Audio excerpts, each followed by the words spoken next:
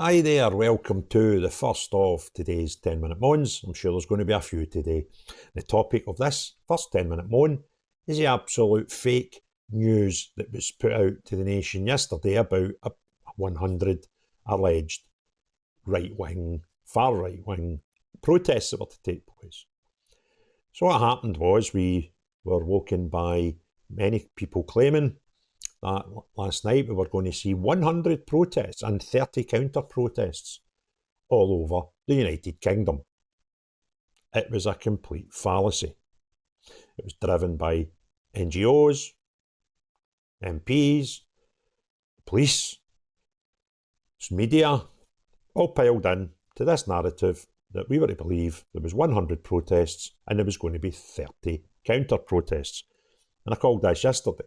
So 30 counter-protests will happen. There will not be 100 protests be far right. In fact, only seen one. That was a very, very peaceful demonstration near a roundabout somewhere down south with middle-aged women and men and some younger students type ages with some nice banners talking about the concerns they had for their security with yet another asylum hotel on their doorstep, which was full of young males, not families. So that was the only far-right activity we seen yesterday, but we seen plenty of these counter-protests, as they were described, all very well attended, all very well planned. And if you look at any photograph from any of them, you'll see that the banners were there, these one-stick things with the placards, all very well placed. Socialist Worker Party, trade unions, all these sort of organisations and NGOs, all there, all represented with these banners. So the story was written for this morning's papers about how the far right were trounced, how the left had very successful and peaceful counter demonstrations, and that's the story we have today. So why are they doing this? Well, it's quite a simple one, this. If you're a middle-of-the-road person that's not too involved in social media or politics, you'll think, oh my God, those far-right people must be wrong, sorry.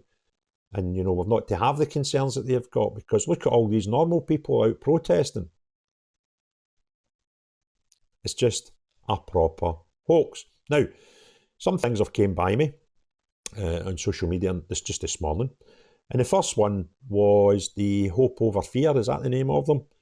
One of these Quango type things that tell us all that Britain's full of very angry right-wing, fascist, racist people, one of those sort of charity types, who've already had some very unscrupulous methods in the past and what they're actually doing to people, aired in public.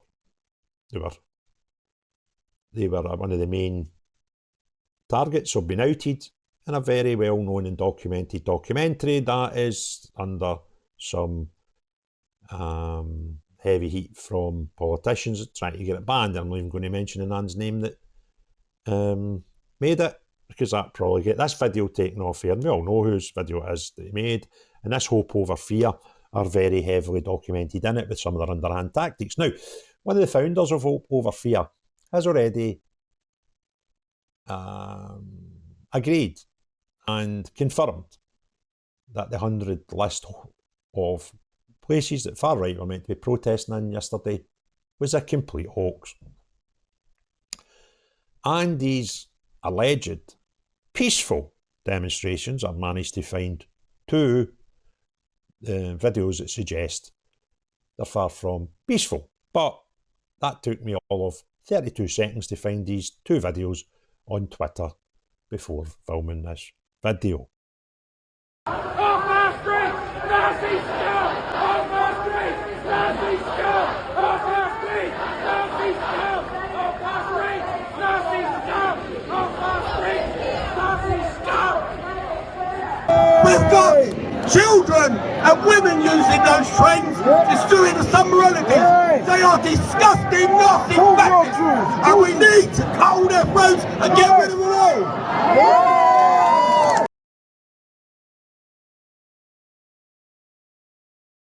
I'm quite sure there's plenty other, but that's not the narrative that's to go out in the media.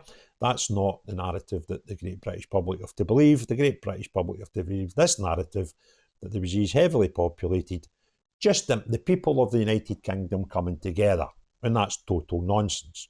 These have been pre-planned by charity groups, people pertaining to be anti-racist, and unions, and left-wing, far left-wing organisations like the workers' parties, socialist workers' parties, communists. That's who's doing this, right?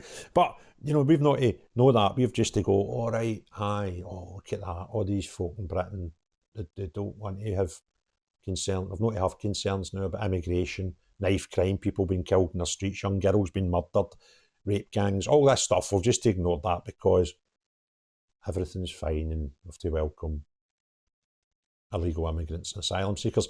Nobody's ever said we shouldn't have asylum seekers, but there's a process in place that I would quite like people to use when they want asylum in any country, never mind United Kingdom, just to safeguard the people of those countries that they're coming into, that these people are documented, we know who they are, and they are indeed what they say they are, and that would be asylum seekers. There's a process in place, can we just use it? But this asylum seeking problem that we've got, where we need to put these folk up in hotels, and we're not talking about not doing that anymore, we're going to just spread them throughout the country. There's a very easy way to rectify that issue. See, every person on these 30 counter protests yesterday that shouted, well, refugees are welcome here. Every one of you take one of the refugees, or a family of them, but there are no families, they're all boys in their 20s, roughly, some in their early 30s. Take them and put them in your house. That would sort out the asylum seeker problem like that. And you tell everybody they are welcome here. So crack on. Put them in your house. We can empty hotels. We can save the millions and billions of pounds that the United Kingdom government are spending on these asylum seekers. If they are that welcome here, put them up. In fact, I might get an online register where everybody at these protests can give us their details so we can pair them up with an asylum seeker out of the hotel that's closest to them. And the people that are out protesting, the hotel that will be closest to them will probably be more than 10 miles away. Or they wouldn't be out there going, welcome here, right? The people in the United Kingdom have got some concerns about the level of immigration, the type of asylum seekers that are coming here, if they're genuine or not, and what we do when they get here.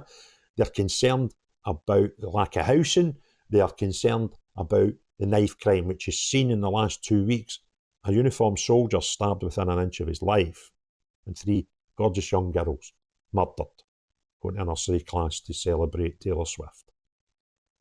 That's what's going on here. We've also seen in the papers today, up in the Highlands and Islands in Scotland, a man went across the road to the school building to ask what they were doing across the road from his house.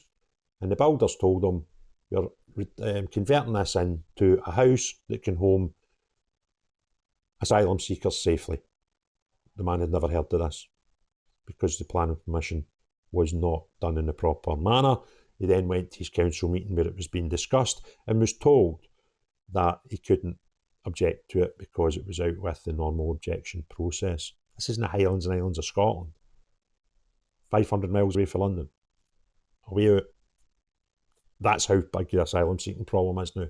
That's where we're trying to put people because our cities are full. So, there we go. I hope you weren't and aren't sold by the narrative that you're supposed to accept and believe, that everything on the left is good and everything on the right is bad. And there is no right. You've got left and then you've got far right. That's it. There's nothing of this in the middle. But that bit in the middle is actually where the majority of people in the United Kingdom are. And we're told yet again that our concerns have to be ignored. And they don't exist. Well, the far left, far better organised, these communists, trade unionists, all these charity, anti-this, anti-that, anti-the next thing charities that make millions, if not billions per year at the UK government. They get themselves organised, they get some nice photo opportunities, but we don't get to see the truth of what goes on in their marches. So, if you enjoyed the video, give me a thumbs up. If you've not already done so, please consider subscribing and hitting the notifications button.